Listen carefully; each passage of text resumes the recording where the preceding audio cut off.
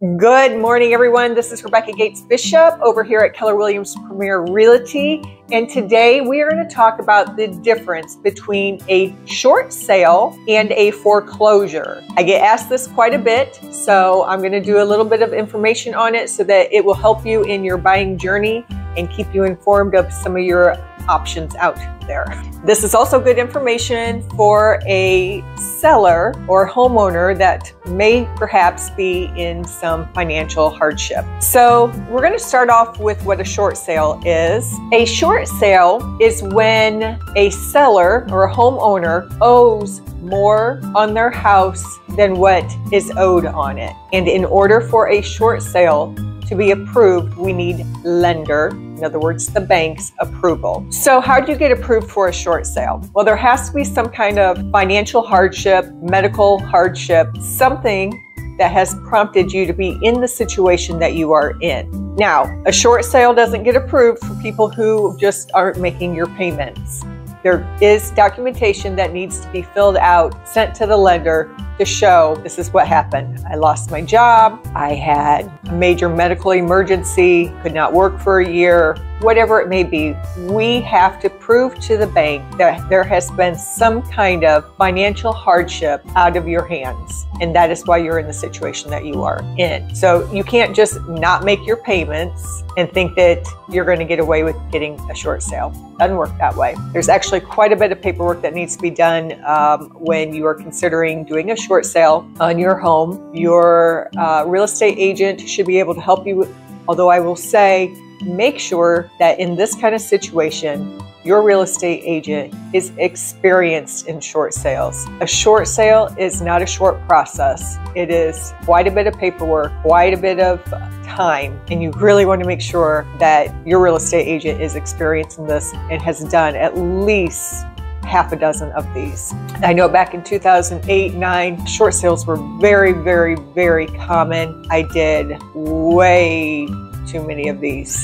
I felt like that's all I was doing was short sales. So it is kind of a specialty area within the real estate field. There are certain real estate agents that just don't want to deal with them because, like I said, it is a lengthy, tedious sale to go through. So here's how a short sale works. You've had some kind of hardship. You are no longer able to make your payments. You call your real estate agent. They come out and they do an evaluation on your home. Let's pretend you owe $100,000 on your home. Your real estate agent says, times have changed, whatever's happened.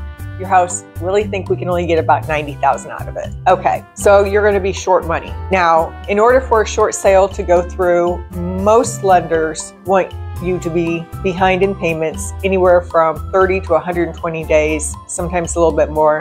Each bank is a little bit different as far as being behind on payments. And they also want you to be living in the house. Again, I'm talking in general, most banks want the homeowner to be residing in the home during this process. So once we determine that you are going to be short money for a sale, we complete a packet of documentation. We do what's called a hardship letter explaining the situation. We do our market analysis and whatever documentation that your particular lender requires to get the short sale to go. We then put the house on the market like any other typical sale. Buyers can come in, they write up a traditional offer, and then we submit this offer to the bank. So you as seller would first have to accept it, but ultimately the lender has to accept the offer, okay? Because it's the lender who is going to be short the money, and therefore they have to be the final signature on the contract. Now, why do banks do short sales? One, to try to keep it from going into foreclosure. The foreclosure process is actually very pricey for a lender to do. And for a seller, this is actually a way to not have it hit your credit quite as hard as a foreclosure. Will it still have an impact on your credit? Yes, it will. Will it have the same impact as a foreclosure? No. Banks also like short sales because generally speaking, a homeowner is going to maintain their house better in a short sale situation than in a foreclosure. So there are several little items there that makes it more beneficial for a lender to look at short sales and try to prevent someone from going into foreclosure. It is also a great opportunity for a buyer to get a great deal on a house. because again, lenders are more lenient on the short sale side than they are on a foreclosure side. We're going to get to foreclosures here in just a second. So once that offer is written, sent to the bank, this is where the time frame comes in. The short sale is only because you're short money, because it certainly is not a short process. These can happen in 30 days, but I've had one that took 1 year to get approved. So during that time frame that the contract then goes to the lender, we kind of sit there and wait. And your real estate agent, or at least this real estate agent, will contact the bank once a week and keep very good documentation, because it seems like they always lose something that you've already sent. But anyway, that's on your real estate agent to deal with. So it can be a timely process. But again, it can be a great deal for a buyer. It can be a good situation for a seller that's in a relatively bad situation. So what other impact does a short sale have on a seller? Well, it is certainly something that you need to be talking to your accountant about, your tax accountant. Some lenders will send out a documentation at the end of the year showing that they basically gave you whatever you were short and have you claim that on your taxes. So again, I know that there are certain ways to get out of that, but I'm not a tax accountant, so it's certainly something that you want to talk to your tax accountant about. On the flip side, what is a foreclosure? A foreclosure is when the bank has already taken over the property. The seller is no longer in the home. They have defaulted on their loan. It's gone through the court system, and the bank is now the owner of the home.